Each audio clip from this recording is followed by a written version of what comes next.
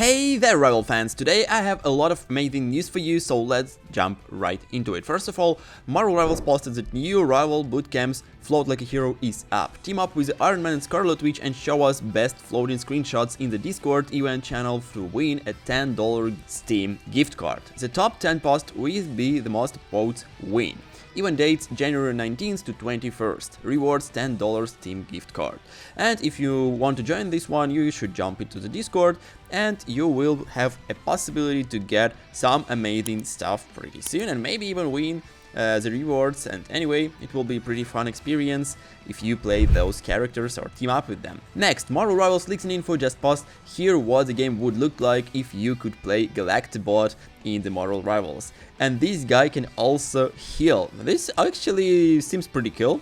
I think that this is kind of funny one, especially the thing that you are kind of killing your own bros, and this is a little bit strange over here, but overall this is pretty fun. I think that we might get some kind of a mode when we can use Galactibots and Galacta as a boss fighting against different characters, and you can play on both sides, like on the Galactibot side or on the hero side or villain side, depends on what you pick. It would be pretty fun, and it actually might be a part of the PvE mode. So yeah, I think that's quite an interesting idea, so tell me your thoughts in the comments down below. Besides, Kit and Josh just dropped this fun idea for players leveling prestiging. Each time you hit 100, you get an Infinity Stone. And here's an example of how it might look like in the Marvel Rivals. Of course, it's just in concept, but 8k people like this one, and honestly, I think that this looks pretty cool. And after you hit in 100 levels, you just can keep going and get more and more hundreds of different levels, or otherwise you can get these kind of cool stones, which might be pretty well, but honestly, this might limit the overall level of your account, because like we all only have 6 Infinity Stones here, right? So the highest level would be 600, and yep, it seems, or maybe 700, yeah. I think that's pretty fine, but overall I'm not sure how it will work for the game. So yeah, tell me your thoughts in the comments down below. 8k people like this one, and honestly I'm one of them. Besides, Witness Greatness just posted this post, which I think that a lot of you guys would like to be real, not just a speculation and just a concept. And here's what he said: what villain do you most want to see in the game? I'd love to see Rhino added, he said. But besides this, he also posted Doc Ock, Rhino, Green Goblin, Mole, and a Red Skull. Honestly, I think that Red Skull might be a really amazing character, as well as Doc Ock and Green Goblin. I'm not really a huge fan of Rhino and the Mole, because I think that Rhino would be just another bruiser, big one-word tank, something like Hulk maybe. So it should depend how good and how interesting gameplay on him will be. But if we should talk about Dr. Octopus, a Green Goblin, a Mole, and the Red Skull himself, I think that these guys would be absolutely fantastic and really fun to play in the Marvel Rivals. Some of them might be one guard, some of them might be duelists, some of them might be strategists. For example, Doc Ock would be a really great fit for the strategist role, maybe even Green Goblin in some way, because he's kind of super smart genius, right? I still think that a lot of people probably would like to see him as a duelist, but who knows, Mole is definitely a good character for the strategist role. Rhino is a one guard, and Red Skull is probably again duelist or maybe strategist, we'll see. But I think that these characters are also fantastic for the Marvel Rivals, and they absolutely 100% will appear in the game at some point, and we will have some good villains as a strategist and as different other roles too. Besides, Mirrorman posted this Penny Parker mines guide, and honestly this is quite impressive because a lot of people actually don't know this, and he showed that some mines actually can do damage from the really hidden positions. For example, if you didn't know, if you place a spider web and drop some mines here, they are actually indestructible. And this is interesting because we all know that they are invisible, but indestructible, well, this is a little bit more threatening, right? Besides this, we also can make a bite and different traps. When a lot of people nowadays already expecting, if you play against Penny Parker, that you just drop some mines on the spawn, you can just drop it on the side, so people won't be able to spot it right away, as well as you can control some positions for the strategist of the enemy team, which can help you a lot in these different tricky situations. And I think that this tech is absolutely what you need to use if you play Penny Parker. Besides, some people also drop mines just under the opponents when they infight, and this is also a problem because sometimes you can just get your mines destroyed in a flight. So be sure to drop them a little bit on the side, and I think that overall these are really good advices for the Penny mains. Anyway, tell me your thoughts in the comments down below. Are you using these tags or no? Also, Shimmerin just dropped new amazing Deadpool's concept in the Marvel Rivals. I really like this one. Of course, I would like to see the classic Deadpool version too, but personally for me this one looks absolutely fantastic as well. And I think that again, Shimmerin is probably the best artist out of here who can make these outstandingly amazing concepts and different commissions for the Marvel Rivals. So hopefully he will be hard for the artist team of the Marvel Rivals, which would be really good in my point of view, because his art style is absolutely crazy. It's so good, it fits the game so well, and every single time when I see his works I'm just amazed by the quality and by his understanding of design and overall flow of these cool characters. We also get the new article from the Video Gamers, and it said Marvel Rivals fans discovered secret lucky tag that allows him to cheat death. So let's see what we got. OP Marvel Rivals streak lets Lucky revive himself using his ultimate. A Marvel Rivals streak has been posted by Reddit user I am Hashirama, where they used Lucky ultimate ability to transform into Hela. Then they used Hela's ultimate to wipe out enemy team around in the area in domination game mode. However, they were eliminated by their opponents while their ultimate ability was underway. But using Hela's passive ability, where she can revive Thor and Loki, they brought them back to life and started dominating the battlefield yet again.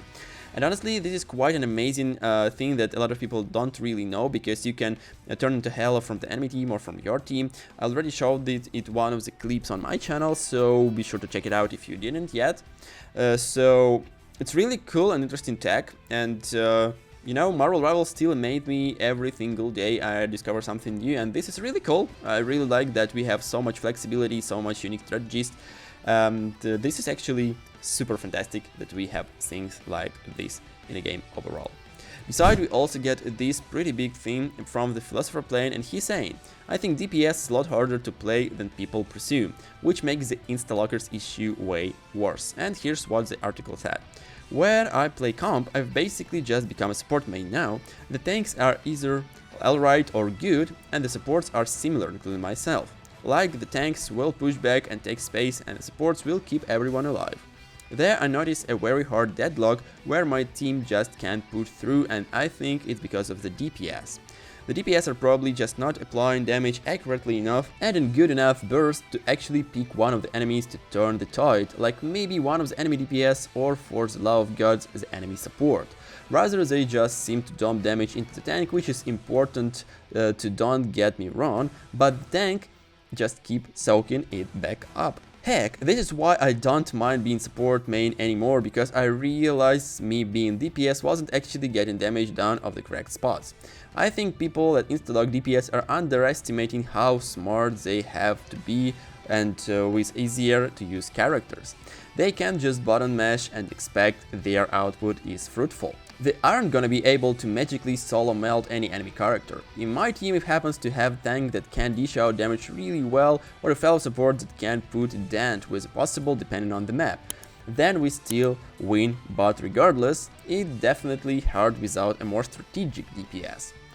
They learn that DPS is pretty pivotal to your team's success and requires as much strategy as a coordination as the other roles. Edit. A lot of people are arguing about the difficulty of other roles or saying nah, DPS brain dead easy, but that's not what my point is. In reality, every role is crucial. It's just supports and one words tend to get more, a lot of them more the feedback, and they play horribly, so at the point a fair bit of this player base has developed the skill so as not solely to be heal bots or damage sponges, which by the way, even if you're those things, they inherently provide more value than a DPS that can secure kills. In lower ranks it can be just enough. So my point was to bring attention to the fact that DPS need to expand on their skills as well as, and be wary that role is a lot more dynamic, and that you're also more responsible in handles like flanking when the enemy is distracted, defending against enemy divers, holding off angles, go into health packs for self-sustain, disrupting enemy backlines, destroying penny nests, and others. So overall, there's 3.3k likes on this post, and I think that this is actually makes a lot of sense, because some people just thinking that DPS role is absolutely brain dead, you just click in points and deal some damage, but it's not how it works, because I'm pretty sure that you guys saw a lot of time when your DPS just jumping around into the enemy fray and just dying instantly, or just have a bad stats during the match. Even sometimes they can deal a lot of damage, but they actually don't get kills, and this is because they just trying to kill tanks which get insta-healed, or just good players with a good shieldings, and this is not really the work of the DPS overall. You might get even lower damage, but if you flank good and you destroy enemy supports and the DPSs from the side as a flanker, for example, if you play Black Panther or something like this, or even when I play more, I'm trying to get back to the enemy rows, drop a few of the turrets, give some good damage, and if I have ultimate, also drop the ultimate from the backside to kill and to disable supports from for a limited period of time, so my team will have an advantage to push them. And this is what actually the DPS thing is. And of course you need to have a great aim and do overall work, but just crying about you can play other roles and something like this is not gonna work for you in the long term if you want to rank up. So I think that this makes actually a lot of sense, and either strategist, vanguard, or DPS, I mean the duelist role, shouldn't get any of the hate, because all of the roles are important, they are equal, and they are really strong. The only thing is that all things should be balanced perfectly, as Thanos says, you know. So yep, this is really important, so be sure to try to do this every single time when you're playing rankeds. Besides, Vortex Soul dropped this post when 3 players leave the game, which made us get stomped on. How the fuck is this fair? And he lost the rank, and 3.5k people liked this post again. I think that this is actually the problem, because sometimes it's really triggering when you are actually doing well and one or a few of your teammates leave for some reason. I don't know, maybe that's a bad internet connection, maybe they just decided to leave for some reason, I don't know, but this is actually a bad thing. I think that the overall system that leavers are punished is good, but sometimes at least you should get lower decrease of your rank if your team was or had a lever. So yeah, I think that this should be rewarded, especially if like legit half of your team left. It should be rewarded, and your rank loss should be neglected and fully. It's really important and must be implemented as soon as possible, in my point of view. So yeah guys, that's all for me for this video. I hope you enjoyed this one, and if you are, be sure to drop a like, comment, and subscribe to my channel for more amazing Marvel Rivals content. See ya! Hey Rivalers! Sorry for interrupting, but only 1.7% of you subscribe to my channel. To support me and my channel, please subscribe and hit that like button. Thanks!